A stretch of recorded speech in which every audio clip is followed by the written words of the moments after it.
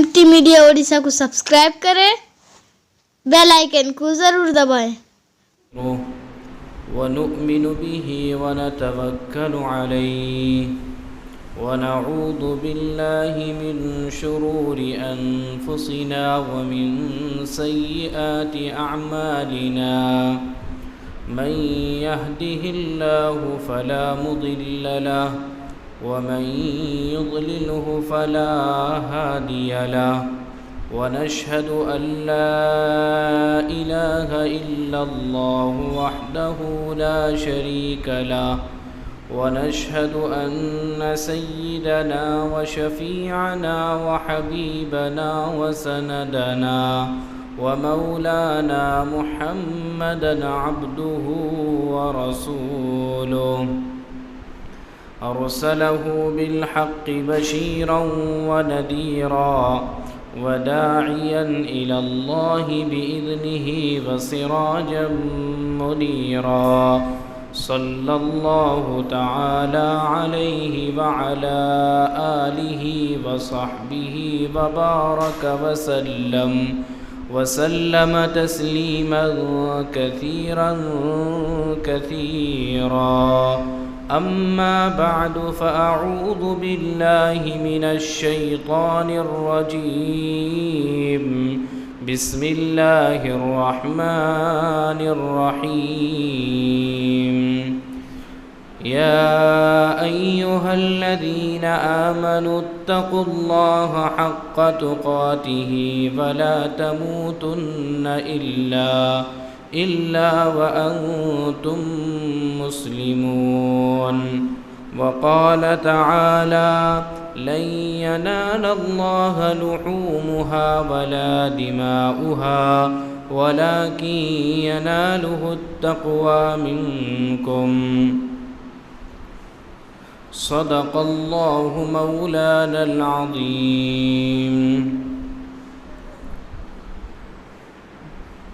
معزز حاضرین، میرے بزرگوں، بھائیوں، جوانوں، عزیز بچوں، اللہ رب ذوالجلال کا بے پناہ احسان اور کرم کہ اللہ تعالیٰ نے ہم سب کو اس کے پاک گھر میں آنے کی توفیق عطا فرمائی۔ اللہ سے دعا کریں کہ اللہ تعالیٰ ہم سب کو صحیح معنی میں اس کی عبادت کرنے کی توفیق عطا فرمائے۔ میرے عزیزوں، دنیا کے حالات آپ حضرات کے سامنے میں ہیں۔ اصل زندگی جو آج ہمیں گزارنی ہے وہ تقوی والی زندگی گزارنا ہے۔ اگر اللہ کو اپنے دل میں نہیں بسایا تو میرے دوستو، دنیا میں آنا بیکار، دنیا میں رہنا بیکار، دنیا میں زندگی گزارنا بیکار۔ اللہ اس کے رسول صلی اللہ علیہ وسلم کی سچی محبت ہمارے نجات کا ذریعہ ہے۔ دنیا میں بے شمار انسان آئے اور آ کر اس دنیا سے چلے گئے، اور آنے جانے کا سلسلہ یہ قیامت تک چلتا رہے گا۔ لیکن اسی انسانوں میں کامیاب انسان وہ ہے جو اپنے اللہ کے احکام کو پہچانا، اپنے اللہ اس کے رسول کو پہچانا اور ان کے مرضی کے مطابق اپنی زندگی کو گزارا۔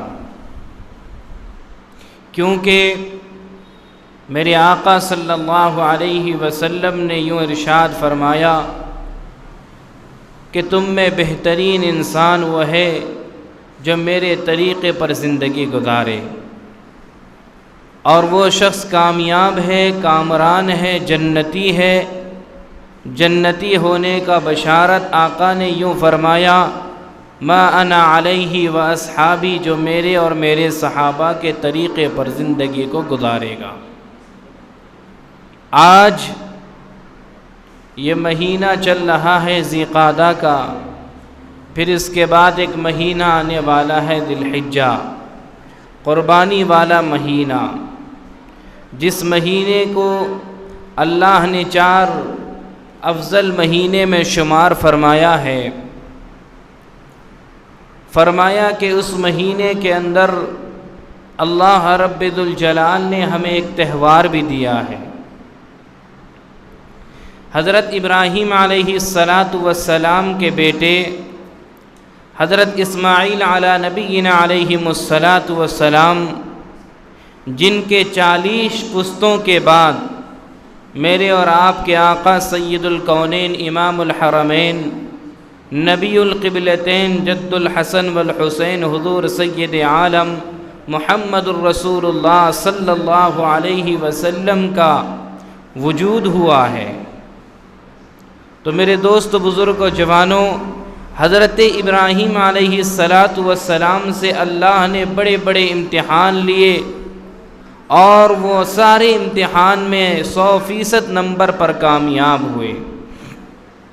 دنیا کے طور پر اگر ہمیں امتحان دینا ہوتا ہے، اس کی تیاری کافی عرصے پہلے سے ہم نے شروع کرتے ہیں، اور پھر دعائیں کرتے ہیں، راتوں کو نمازیں پڑھتے ہیں، ماں باپ کی خدمت کرتے ہیں، نیند کو حرام کرتے ہیں، اور یکسوئی وہ لگن کے ساتھ اس پڑھائی کو پڑھتے ہیں تاکہ امتحان میں کامیاب ہو سکے۔ ایک دنیا کا رزلٹ جس میں ایک ڈگری مل سکتا ہے، آخرت کی پڑھائی، آخرت میں جو ہمیں رزلٹ ملے گا اس کی ہمیں کوئی تیاری نہیں کیا۔ سب جانتے ہیں 3 سوال ہوں گے اور اس کے جوابات بھی آپ حضرات کو یاد ہیں، لیکن قبر میں جانے کے بعد وہ سوال کا جواب وہ اس وقت دے سکتا ہے جو اس 3 باتوں کو دنیا میں عمل کیا ہوگا۔ اللہ کو تب پہچانے گا جب اس کے احکام پر اپنی زندگی کو گزارا ہوگا، نبی پاک صلی اللہ علیہ وسلم کے چہرے کو اس وقت پہچانے گا جب آپ کے طریقے پر زندگی کو گزارا ہوگا۔ اور فرمایا کہ ما دینو کا، تیرا دین کیا ہے، دین کسے کہتے ہیں، دین کو اگر صحیح سمجھے گا، اللہ کے احکامات کو سمجھا ہوگا، زندگی گزارا ہوگا، تو وہاں جا کر بتا سکتے ہیں، ورنہ بڑا مشکل ہے میرے بھائیوں۔ لیکن حضرت ابراہیم علیہ السلام سے اللہ نے جو امتحان لیا، 4 بڑے امتحان، اور وہ سارے امتحان میں 100% نمبر پر کامیاب ہوئے۔ سب سے پہلا جو ہوا، حضرت ابراہیم علیہ السلام ایک برگزیدہ نبی اور ایک بت پرست، بت بنانے والے، بت فروخت کرنے والے، جن کا یہ مشغلہ تھا کہ اس بت کو بناتے تھے اور اس کی پرستش کرتے تھے، اسے پوجتے تھے۔ ان گھرانوں میں حضرت ابراہیم علیہ السلام کو اللہ نے پیدا کیا، جس کا نام آزر تھا، ان کے باپ کا نام۔ فرمایا جب وہ پیدا ہوتے ہیں، حضرت ابراہیم علیہ السلام، ایک لمبا واقعہ ہے، اور فرمایا جب یہ بڑے ہوتے ہیں، کہا انہیں پوجتے ہو جن کو کوئی چیز کا پتہ نہیں ہے، جن کو دیکھنے کا سلیقہ نہیں ہے، جو یہ دیکھ نہیں سکتے، سن نہیں سکتے، ان کی پوجا کرتے ہو؟ آزر نے کہا ہمارے باپ دادا کے دین کو جھٹلاتے ہو، یہ ہمارے آباء و اجداد کے آئے ہیں، یہ دین چلا آ رہا ہے۔ تو بہت بڑا مسئلہ ہوتا ہے، پھر ان کا ایک میلے میں جانا بھیج دیا جاتا ہے، ان کا ہاتھ پاؤں کو، ان کی مورتیوں کو کاٹ دیا جاتا ہے، غرضے کہ ایک لمبا واقعہ ہے۔ تو مجھے بتانا مقصود یہ ہے کہ ایک بت پرست، بت بیچنے والے کے گھر میں ایک نبی پیدا ہوتے ہیں اور دین کی دعوت دیتے ہیں، کلمہ توحید کی دعوت دیتے ہیں، اللہ کو ایک ماننے کی دعوت دیتے ہیں۔ جو ماننے والے تھے وہ مان کر اللہ کے فرمانبردار بنتے ہیں، جو نہ ماننے والے تھے وہ ہلاک و برباد ہوتے ہیں۔ میرے دوست بزرگ جوانوں، یہاں تک کہ لوگوں نے سازش کیا، نمرود نے ایک آگ جلایا، اور آگ جلانے کے بعد حضرت ابراہیم کو اس میں پھینکنے کی پوری تیاری کیا اور اس کے اندر پھینک دیتے ہیں، اللہ رب الجلال نے اس آگ سے کہنے لگے قُلْنَا يَا نَارُ كُونِي بَرْدًا وَسَلَامًا عَلَىٰ إِبْرَاهِيمَ، اے آگ ابراہیم کے لیے سلامتی والا بن جا، اتنا ٹھنڈا بھی نہ ہو کہ میں ابراہیم کو ٹھنڈک پہنچ جائے، اتنی گرم بھی نہ ہو کہ میرے ابراہیم کو گرم پہنچ جائے۔ یہ سب کب ہوتا ہے؟ جب آدمی اللہ کا ہو جاتا ہے، من کان للہ کان اللہ لہ، جو اللہ کا ہو جاتا ہے اللہ بھی اس کا ہو جاتا ہے۔ تو ہمیں ان حالات میں بھی، ان اتنے حالات خراب ہونے کے باوجود بھی ہمیں اپنے زندگی کے اندر کوئی تبدیلی نظر نہیں آ رہی ہے۔ ہم نے اپنے زندگی کو مقصد کو سمجھا ہی نہیں ہے، ہم وہی کریں گے جو ہماری مرضی ہوگی، جو من چاہی زندگی جسے کہتے ہیں، رب چاہی زندگی ہم نہیں گزارتے ہیں۔ کیا ہوگا؟ اللہ تبارک و تعالی ساری چیزوں کا حساب لے گا اور ہم اپنی آنکھوں سے دیکھتے ہیں۔ فرمایا جب بے حیائی عام ہوگا اللہ ایسی بیماری لاحق فرما دیں گے جس کا تصور بھی نہیں ہوگا، اور ہو رہا ہے، ہم پوری اپنی آنکھوں سے دیکھ رہے ہیں دنیا کا نظارہ۔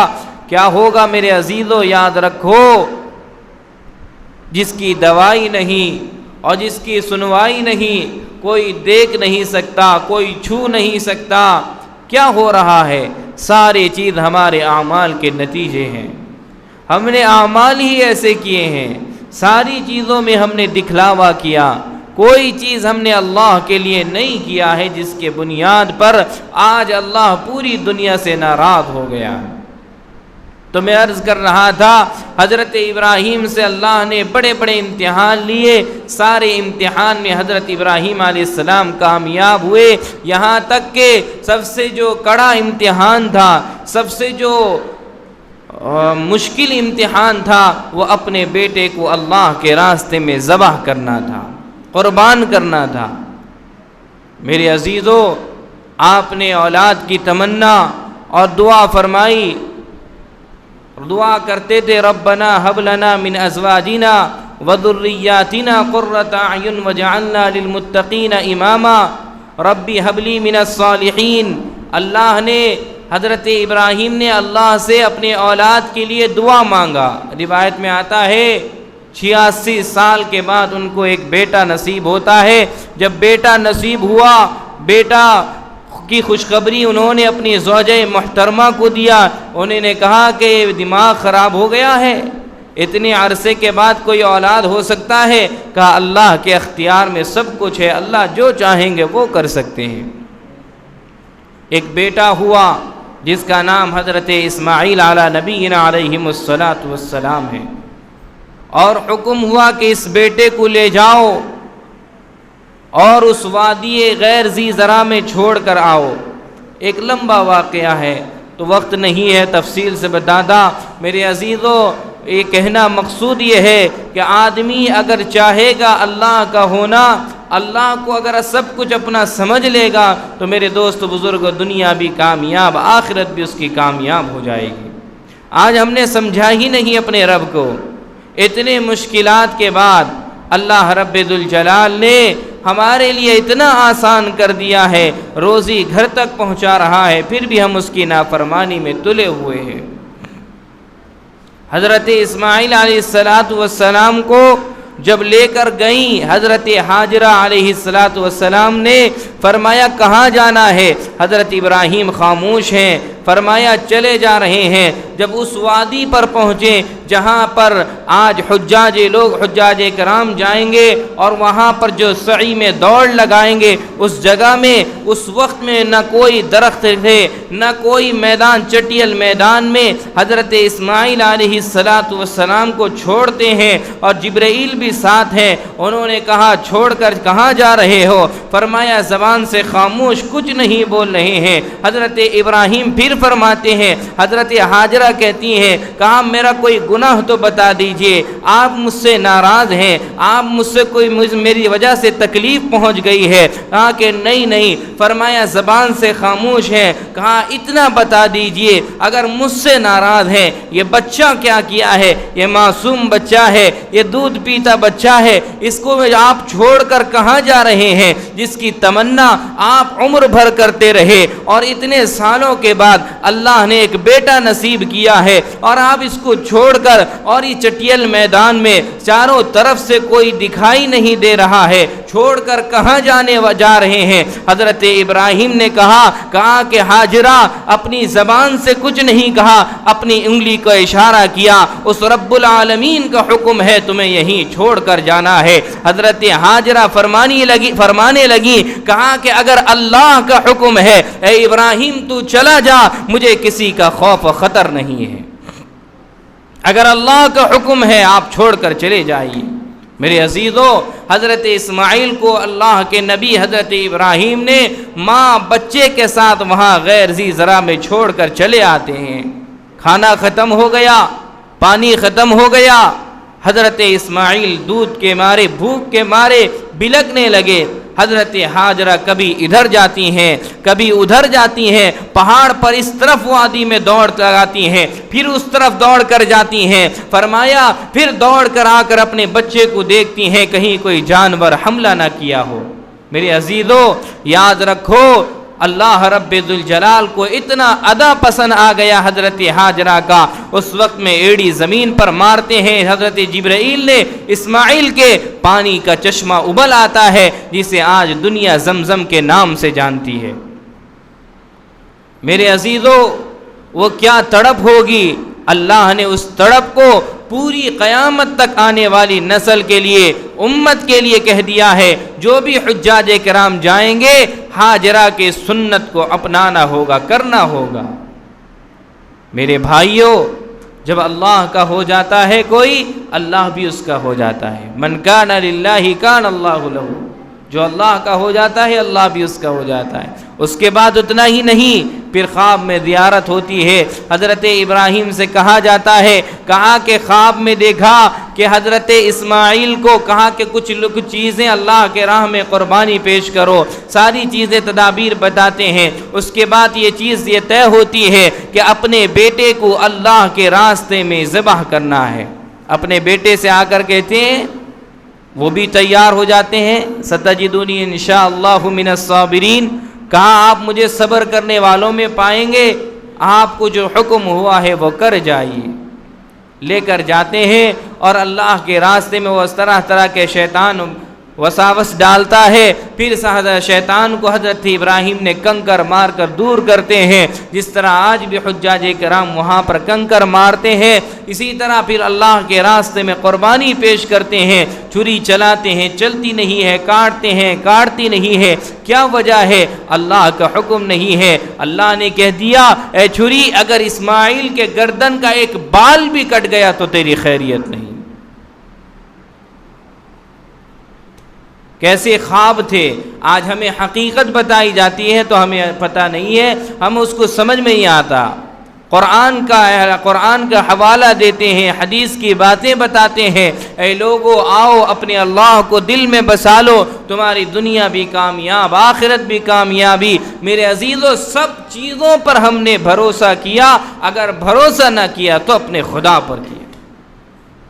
ساری چیزوں پر جو ہوگا دیکھا جائے گا، یہی ہے۔ سب چیز اپنے وقت پر کرتے ہیں، جب بات آتی ہے اللہ کے حکم کی تو میرے دوست عذر پیش کرتے ہیں۔ کریے عذر پیش، ایک دن آئے گا تمہیں تمہارے چاہنے والے تمہیں کندھوں پہ سوار کر کے قبرستان کے حوالے کر دیں گے۔ بہت چاہتے تھے، ساری دنیا ساری چیزیں قربان کرنے کے لیے ہم پر تیار ہوتے تھے، ہمارے بیوی بچے ہمارے ماں باپ سب کوئی ہمارے لیے جان دینے کے لیے تیار تھے، لیکن جہاں ہمارا سانس کا رشتہ زندگی سے ختم ہو گیا اس وقت سے ہمیں کوئی دیکھنا کیا رکھنا بھی گوارا نہیں کرتا۔ جتنے جلد سے جلد ہو سکے یہاں سے لے کر اس کو اپنے منزل کے حوالے کر دو۔ پھر تھا کہ کوئی بھول جاتے ہیں، کوئی پہچانتا تک نہیں ہے۔ میرے عزیزو، اس لیے آپ حضرات سے درخواست کی جاتی ہے کہ اپنے اللہ کو مناؤ، اپنے اللہ کو راضی کرو۔ آج اللہ رب الجلال ہم پر رحم کیا ہے، کرم کیا ہے، سارے دنیا کے اندر کچھ حالات سدھر کے آ رہے ہیں، لیکن اس کا مطلب یہ نہیں ہے پھر ہم سے مسجد سے دور ہو جائیں، پھر اپنے اللہ سے دور ہو جائیں، پھر اپنے نبی کے طریقے سے دور ہو جائیں۔ اسی لیے آپ حضرات سے درخواست ہے کہ نماز کو پابندی کے ساتھ نماز پڑھو۔ اگر مسجد نہ آ سکتے ہو کوئی مسئلہ نہیں ہے، آپ اپنے گھروں کے اندر بھی فرض نماز کا اہتمام کرو، ساری چیزیں تمہاری دنیا میں چھوٹ جائیں گی۔ اگر کوئی ساتھ دینے والا ہے، اگر کوئی ہمیں نجات دینے والا ہے، یہی ہماری نماز ہوگی جو آج دنیا میں بھی ساتھ دے گی۔ پریشان ہے دنیا میں، ہمیں کوئی پوچھنے والا نہیں ہے، ہم 2 رکعت نماز پڑھتے ہیں اور کہتے ہیں پروردگار تیرے علاوہ کوئی نہیں ہے ہمارا۔ اللہ کہتے ہیں واقعی میرے علاوہ تیرا کوئی نہیں ہے، جا آج اس مسئلے کے لیے تو نے 2 رکعت صلاۃ الحاجت کی نماز پڑھی ہے، جا مسجد سے تو نہیں نکلے گا، تیرے پریشانی کو اللہ دور فرما دے گا۔ یقین رکھو اس رب العالمین پر، یقین رکھو اس پروردگار پر، اللہ سب کچھ کرنے والا ہے۔ اللہ رب الجلال غیر ایمان والوں کو بھی روزی دیتا ہے، ہم تو ایمان والے ہیں۔ پھر اس کے بعد اپنے حبیب سرور کونین حضور سید عالم محمد الرسول اللہ صلی اللہ علیہ وسلم کے امتی ہیں۔ اللہ ہمیں دیکھتا ہے، اللہ آزماتا ہے۔ اے میرے بندو، اگر تم سے خطائیں ہو گئی، اگر تم سے بھول ہو گیا، اگر تمہارے سے غلطی ہو گئی، میں سارے غلطی کو معاف کرنے پر قادر ہوں۔ میرا نام ہے ان اللہ علی کل شیء قدیر، ہر چیز پر قدرت رکھنے کی طاقت رکھتا ہوں۔ ان اللہ لطیف خبیر، باریک باتوں کا جاننے والا ہوں۔ آ جاؤ نا، میرے دربار میں آؤ، سجدہ کرو۔ میرا کہنا ہے تم سبحان ربی الاعلی کہہ کر سجدے سے سر نہیں اٹھاؤ گے، میں سارے گناہوں کو معاف کر دوں گا۔ آ کر تو دیکھو، جس دور پہ نازاں تھی دنیا، اب ہم وہ زمانہ بھول گئے۔ جس دور پہ نازاں تھی دنیا، اب ہم وہ زمانہ بھول گئے۔ اوروں کو جگانا یاد رہا، خود ہوش میں آنا بھول گئے۔ اوروں کو جگانا یاد رہا، خود ہوش میں آنا بھول گئے۔ منہ دیکھ لیا ہے شیشے میں، پر داغ نہ دیکھا سینے میں۔ دل ایسا لگایا جینے میں، مرنے کو مسلمان بھول گئے۔ دل ایسا لگایا جینے میں، مرنے کو مسلمان بھول گئے۔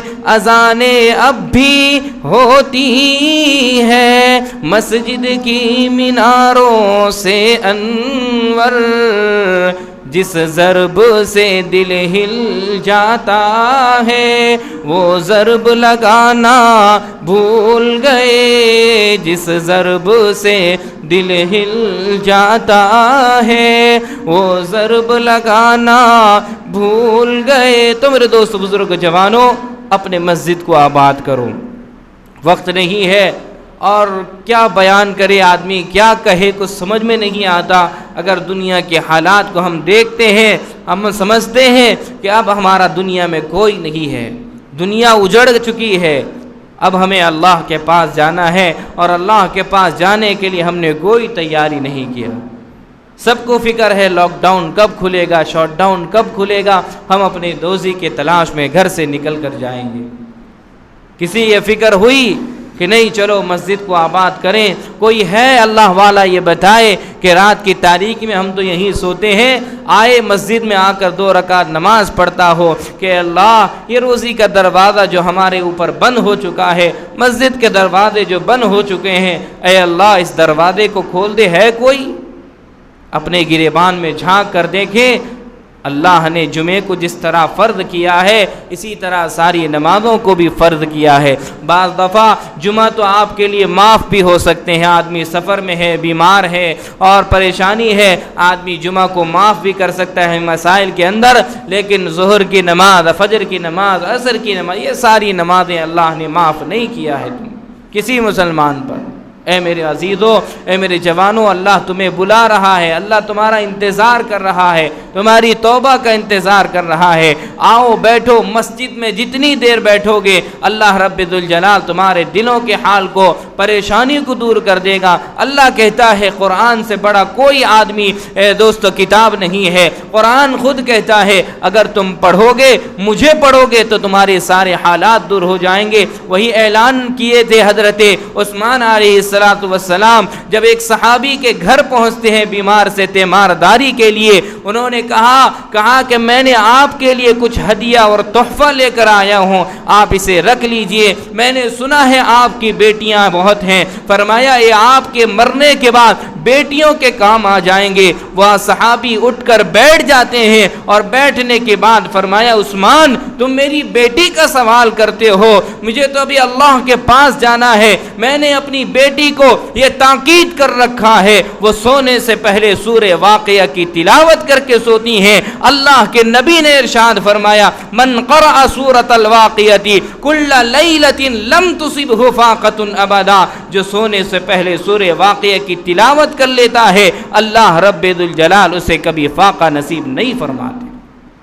آقا کی سنت ہے، آقا کا طریقہ ہے۔ اللہ رب ذوالجلال ہم سب کو عمل کرنے کی توفیق عطا فرمائے۔ میرے عزیزو یاد رکھو دنیا میں جینے کے لیے اپنے اللہ کو پکڑنا بہت ضروری ہے، اللہ کو منانا، دل میں بسانا بہت ضروری ہے۔ ساری چیزیں اپنے وقت پر ہوتی ہے، لیکن اگر وقت پر نہیں ہوتی ہے تو ہم سے نماز نہیں پڑھا جاتا، قرآن نہیں پڑھا جاتا۔ رمضان میں ہم نے قرآن پڑھے تھے، پھر اس کے بعد پتہ نہیں اللہ ماشاء اللہ کوئی ایسا میرا نوان بھی ہوگا، بزرگ بھی ہوگا جو صبح شام تلاوت کرتا ہے، جس کی وجہ سے آج دنیا کے نظام چلتے ہیں، دنیا کو اللہ رب ذوالجلال عذاب سے محفوظ رکھا ہے۔ ہم سب عہد کریں کہ روزانہ جتنا بھی ہو سکے ایک صفحہ ہی کیوں نہ ہو قرآن کی تلاوت ضرور کریں گے انشاءاللہ۔ دیکھو عزیزو جتنا چاہے تم کریم لگا لو اور فیس واش کر لو، ساری چیزیں کر لو، لیکن جو وضو کر کے قرآن پڑھنے میں نورانیت ہے چہرے میں، کسی اور کریم پر آپ کو فیس واش پر نہیں آئے گا۔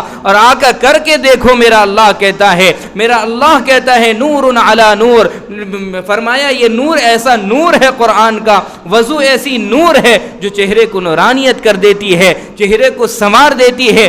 آدمی نماز پڑھ کر فجر کی نماز سے دیکھو، غیر نمازی کے چہرے کو دیکھو، اللہ کہتا ہے، اللہ نے کہہ دیا دنیا میں یہ نمازی ہے، یہ غیر نمازی ہے، جس کے چہرے میں اللہ نور کو ہٹا دیتے ہیں، نمازی کے چہرے کو نور سے روشن کر دیتے ہیں۔ نماز پڑھ کر فرمایا اگر کوئی دنیا کے اندر جو منحوسیت ہے جو فجر کی نماز نہ پڑھنے پر ہے، اللہ نے اتنا میرے دوستو ساری چیزیں کرتے ہیں، ہم ساری ضروریات پورا کرنے کے لیے ہم نے وقت کا اہتمام کیا۔ فجر کی نماز کی اذان مؤذن کون دیتا، اذان کون دیتا ہے، نماز کون پڑھاتا ہے، اتنا تو چھوڑیے آپ پڑھ کر دیکھیے، اگر دن بھر کے آپ کے پریشانی دور نہ ہو جائے مجھے کہنا۔ ایک روایت میں حضرت علی نے فرمایا اگر کوئی صبح کی 2 رکعت سنت نماز پڑھ لیتا ہے اللہ رب ذوالجلال اس کی زبان تک روزی پہنچانے کی ذمہ داری اللہ خود لے لیتے ہیں۔ اگر کوئی 2 رکعت جماعت کے ساتھ فجر کی نماز پڑھتا ہے اللہ پاک دن بھر کے تمام پریشانی کو دور کر دیتے ہیں۔